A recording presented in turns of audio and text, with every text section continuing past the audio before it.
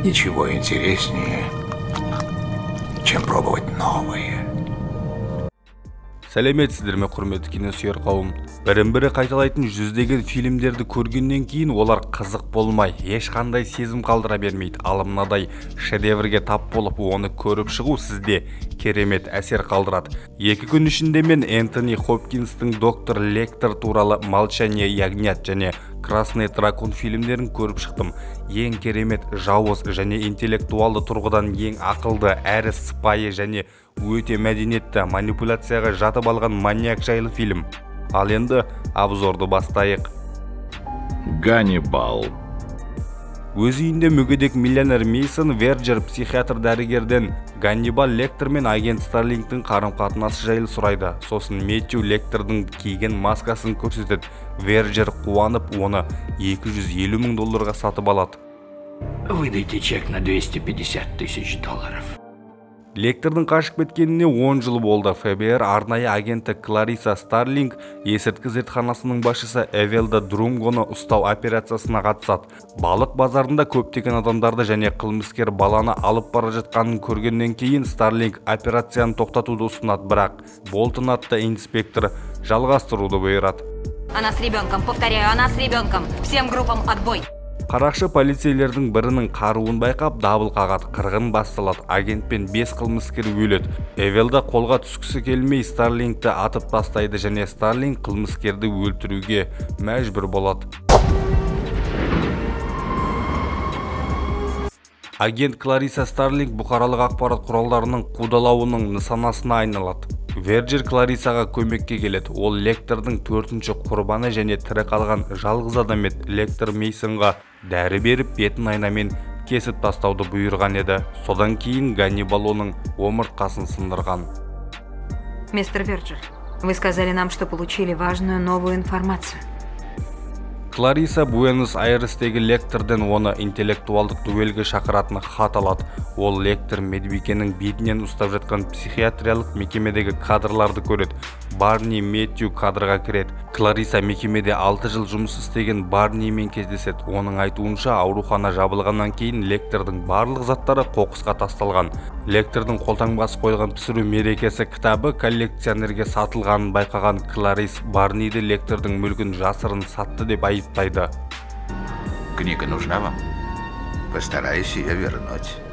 Флоренцияда инспектор Рейналдо Патти Каппони деген адамның жоғалуын зерттеп жүр. Ол Каппонидің туысынан сұрауға барады. Ал ол туысының атын жамылып жүрген Лектор Ганнибал болып шығады. Я хотел бы узнать... Если я найду ее в библиотеке, в книге или же в бумагах, тотчас позвоню.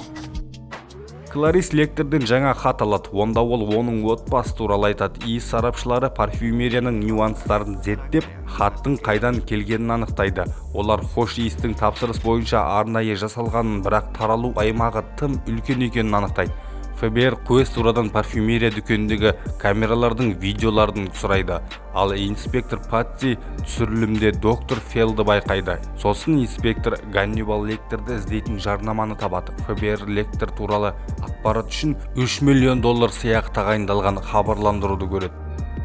Ганнибала Лектора предлагается награда в $3 миллиона. Инспектор Патти хабарландыруда көрсетілген нөмірге хабарласады. Оған іздерді алғаннан кейін $100 мың аванс төленетінін айтады. $3 миллион Лекторды тұтқынға алғаннан кейін аударылады екен. Для его получения необходимо представить отпечаток пальца на каком-нибудь предмете. Содан кейін инспектор Патти Лектордың саусақ іздерін алу үшін жоспар түзеді, бірақ Лектордың саусақ ізін алу жоспары сәтсіз аяқталады. Ганнибал Патти жіберген қалта ұрысын аяусыздықпен ешкімге сездірмей өлтіріп кетеді.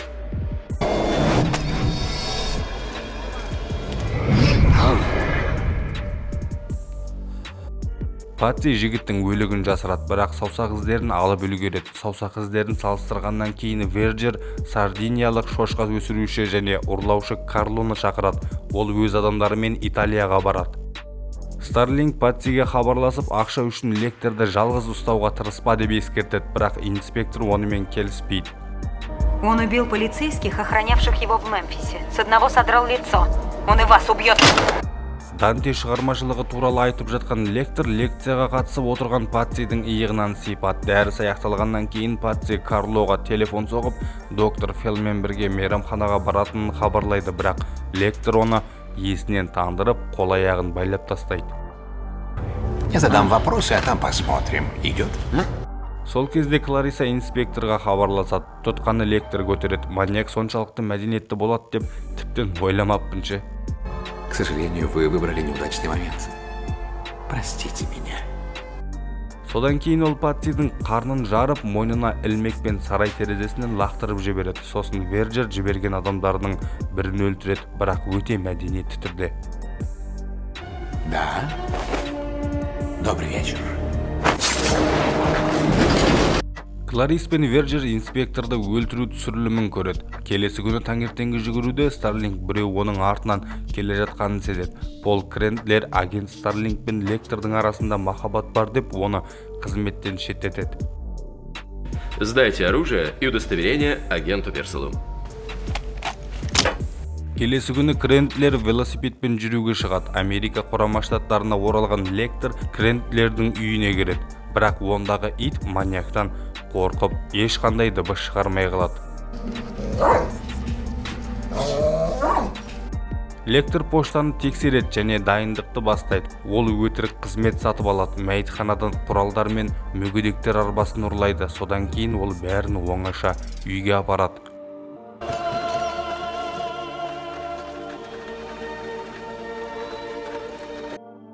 Кларис иірілетін көгершіндер туралы таспаны қайтадан таңдайды. Түнде Ганнибал оған қонаққа келеді. Ал таңертең телефон соғады. Содан кейін Клариса көлікпен лекторге барады. Клариса Ганнибалдың соңынан сауда орталығына келеді.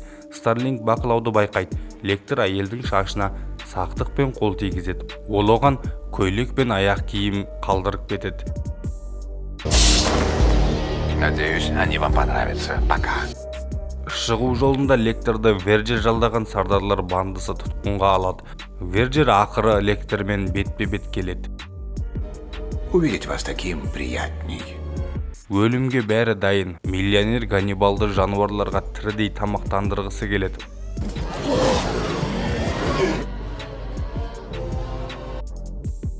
Бетперде киген лектор Карлоға өлтірілген ағасын еске түсіреді. Ал көмекке келген Старлинг сарайға кіріп, Карлоны өлтіреді және екінші қарақшыны жаралайды.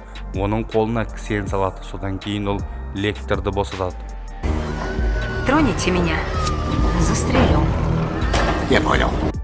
Ол үшінші қарақшыны өлтіріп үлгереді, бірақ ол оны жаралап алады. Лектор мылтықты иемденеді. Ашуланған шошқалар қораға кіріп кетті. Шошқалар қанның иісін сезіп, қолдары кісенделген қарақшы мен Карлоның мәйітіне шабады.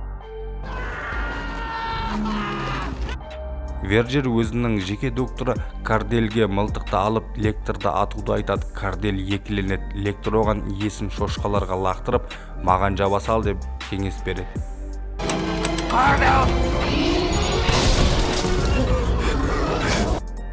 Лектор Кларисаны Крендлердің үйіне апарып, операция арқылы оқты алып тастайды. Кларис әдемі кешке көйлек киген Полдың үйінде ойнады. Жақында алған жарақаты әлі ауырады. Төменде бұрғы дыбысы естіледі. Старлинг полиция шақырады. Ганнибал бұл туралы біліп тұрады. Сәл кейінірек белгілі болғандай, ол ФБР-дің 2 офицерінде күшті дозада морфин дәрісін енгізгенін білеміз. Бұдан екеуі де әлсіреп қалған. Дайте, Клариса. Ну? Сосын лектор Крендлердің бас сүйегінің қақпағын алып тастайды. Ол ауырсынуды сезбейді. Кларис көзіне жас алады. Вот здесь-то и находится мозг. Крендлер ештеңені ойлауды тоқтатады. Психопат мидың бір бөлігін кесіп, қуырып, дәмін көру үшін иесіне береді. Вкусно. Сосын Старлинг дәрігерді шырағданмен соққыға жығуға тырысады, бірақ дәрігер шабуылдың алдын алады. Жанжалдың салдарынан дәрігер оны сүйіп жатқанда, ол өзін оған кісендеп қояды. Это уже интересно, Клариса. У меня мало времени. Тікұшақтың дыбысы естіледі. Дәрігер қолына пышақ ұстайды. Лектор Кларисаға қолын қалай кесуді таңдауды ұсынады. Выше запястья или ниже его. Будет очень больно.